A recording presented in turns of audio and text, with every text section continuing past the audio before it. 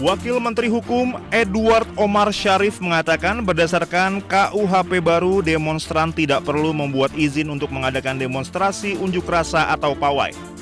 Namun harus tetap memberitahukan rencana kegiatan tersebut kepada aparat penegak hukum.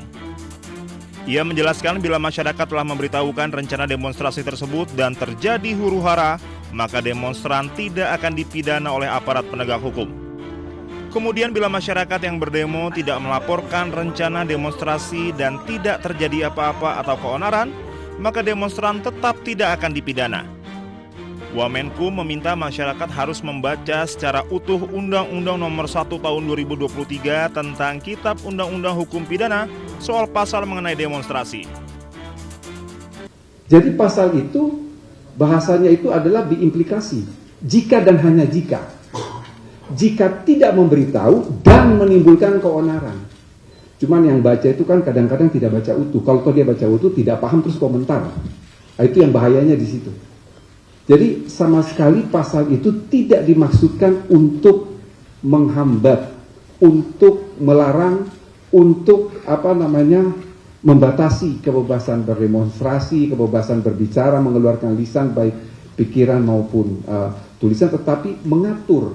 Mengatur itu sama sekali tidak melarang, tapi memberitahu. Itu adalah esensinya mengapa tidak menggunakan meminta izin, tapi memberitahu. Jadi cukup yang akan bertanggung jawab atas pawai atau demonstrasi memberitahukan kepada pihak yang berwajib, itu sudah selesai.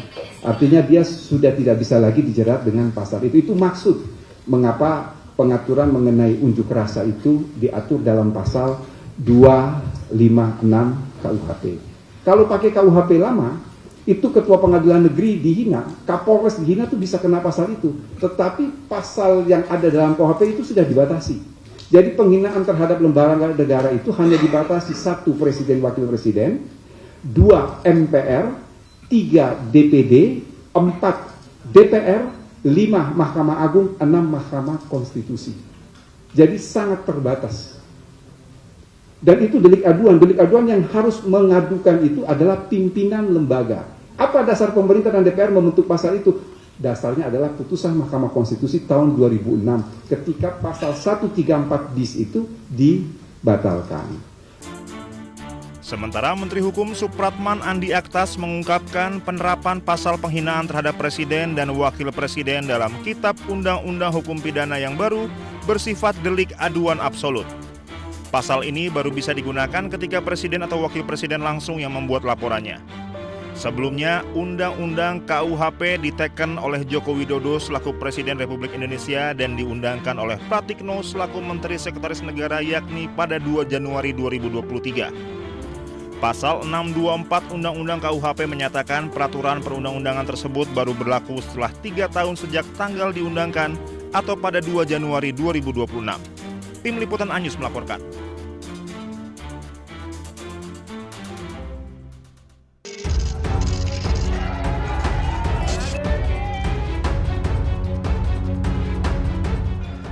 Mantan Mendikbudristek Nadiem Makarim hari ini hadir di Pengadilan Negeri Jakarta Pusat dalam sidang pembacaan dakwaan atas perkara dugaan korupsi pengadaan laptop.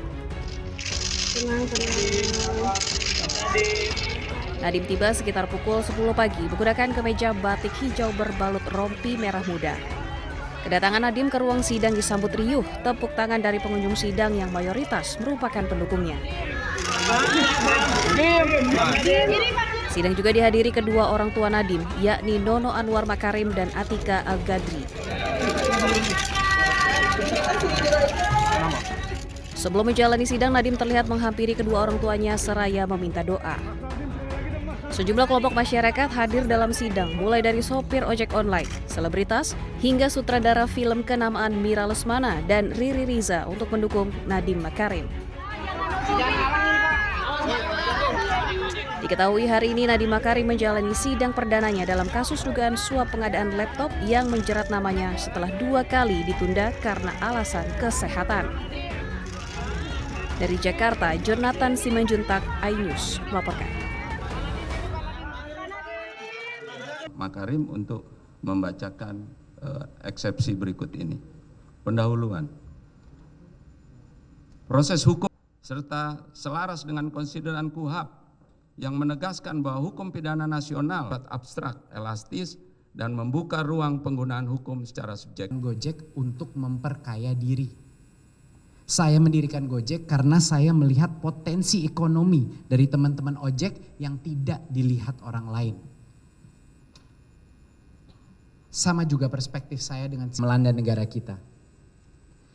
Majelis Hakim yang mulia, jaksa penuntut umum yang terhormat, dan hadirin sidang yang saya hormati. Selama 5 tahun saya mengabdi sebagai menteri, kekayaan saya. Majelis Hakim yang mulia, jaksa penuntut umum yang terhormat, hadirin sidang yang saya hormati. Mengawali nota keberatan pribadi ini. Siang ini juga kita akan mengajukan eksepsi karena semua dakwaan-dakwaan tadi itu semuanya asumsi. Contoh, bagaimana soal adanya pemecatan level eselon 2 disalahkan kepada Pak Nadiem. Sangat tidak masuk di akal. Bahkan Pak Nadiem sendiri tidak tahu kalau orang itu diganti. Alif, pulang Al. Pulang Alif. Inilah teriakan Dani Rusman, ayah pendaki muda asal Magelang, Syafiq Ridan Ali Razan yang hilang saat mendaki Gunung Slamet. Khalid, semangat. Semangat. Siap. Inilah setelah Dan ikut menyusuri hutan lereng Gunung Slamet bersama dengan tim SAR demi menemukan putra tercintanya. sungai lagi.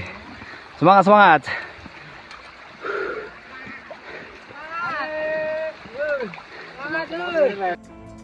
Upaya pencarian Syafiq Ali terus dilakukan memasuki hari terakhir pencarian oleh tim SAR gabungan bersama relawan. Sebelumnya, Syafiq Ridan Ali Rizan hilang saat mendaki Gunung Slamet melalui jalur Dipajaya, Desa Celekatakan, Kabupaten Pemalang. Saat itu, Syafiq Ali mendaki bersama Himawan Khoir Bahran. Keduanya hilang akibat tersesat saat mendaki. Himawan berhasil selamat dan ditemukan tim SAR, namun Syafiq Ali hingga saat ini belum ditemukan. Diduga Syafiq Ali berada di wilayah berbahaya antara pos 4 dan pos 5 dekat aliran sungai dan jurang yang licin.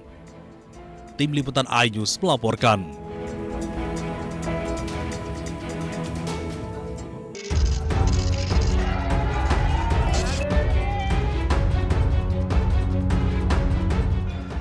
Mantan Mendikbudristek Nadiem Makarim hari ini hadir di Pengadilan Negeri Jakarta Pusat dalam sidang pembacaan dakwaan atas perkara dugaan korupsi pengadaan laptop.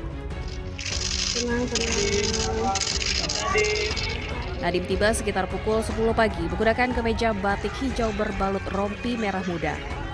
Kedatangan Nadiem ke ruang sidang disambut riuh, tepuk tangan dari pengunjung sidang yang mayoritas merupakan pendukungnya. Sidang juga dihadiri kedua orang tua Nadiem, yakni Nono Anwar Makarim dan Atika Al-Gadri. Sebelum menjalani sidang, Nadiem terlihat menghampiri kedua orang tuanya seraya meminta doa. Sejumlah kelompok masyarakat hadir dalam sidang, mulai dari sopir ojek online, selebritas, hingga sutradara film kenamaan Mira Lesmana dan Riri Riza untuk mendukung Nadiem Makarim. Diketahui hari ini Nadiem Makarim menjalani sidang perdananya dalam kasus dugaan suap pengadaan laptop yang menjerat namanya setelah 2 kali ditunda karena alasan kesehatan. Dari Jakarta, Jonathan Simanjuntak, iNews melaporkan.